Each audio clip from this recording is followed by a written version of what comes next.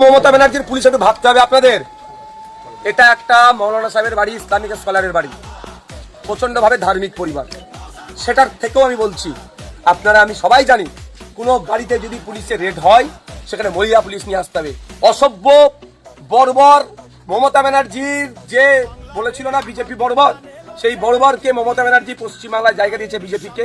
বিজেপির কথা শুনে রাতের অন্ধকারে মৌলানা সাহেবের বাড়িতে ভাঙচুর চালিয়েছে। শুধু নয়, কোনো মহিলা পুলিশ ছাড়াই যেখানে তাদের বাড়িতে একাধিক মহিলা সদস্য থাকার পরেও সেখানে তুলে নিয়ে গেছে। এখন নয়, বাড়ি ভাঙচুর করেছে এখন।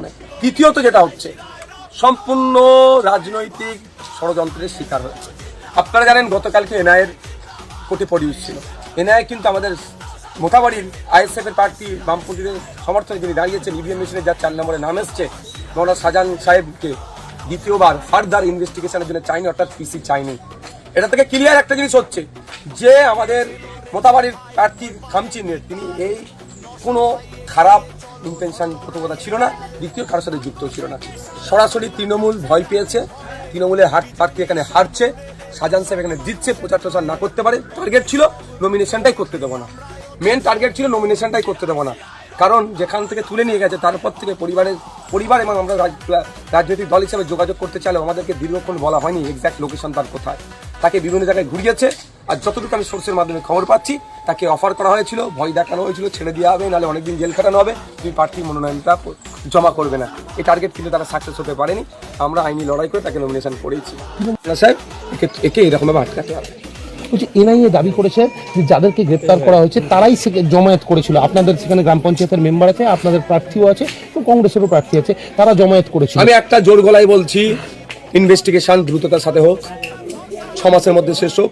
যদি আমাদের পঞ্চায়েতের মেম্বার যে কেউ থেকে থাকে তাকে সর্বোচ্চ শাস্তির ব্যবস্থা করা হোক।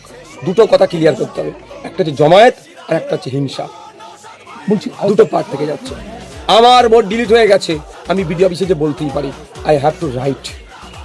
বলছি আরেকটা বিষয়, হয়তো আপনি কিছুক্ষণ আগে বলছিলেন তাকে বীরের সম্মান দিয়ে আনবে। অবশ্যই, সে চোর ডাকাত নয়, সে একজন স্কলার মানুষ। তাকে যেভাবে কোর্টে প্রডিউস করেছেন মমতা ব্যানার্জির পুলিশ, মুসলিম সমাজ দেখেছে, অমুসলিম সমাজও দেখেছে যে একজন ধর্ম প্রচারক, ধর্ম সংস্কারক, সমাজ সংস্কারক, একজন স্কলারের দড়ি বেঁধে কিভাবে নিয়ে যাচ্ছে কোমরে। আমরা যতটুকু জানি এই ধরনের কাজ করা সম্পূর্ণ হিউম্যান রাইটসকে ব্রেক করেছে। এই ধরনের করা যায় না। কুখ্যাত ক্রিমিনালদের সাথেও এই আচরণ সেই অর্থে করা যায় না যে একজন স্কলার কিন্তু হ্যাবিচুয়েট একজন ক্রিমিনাল না।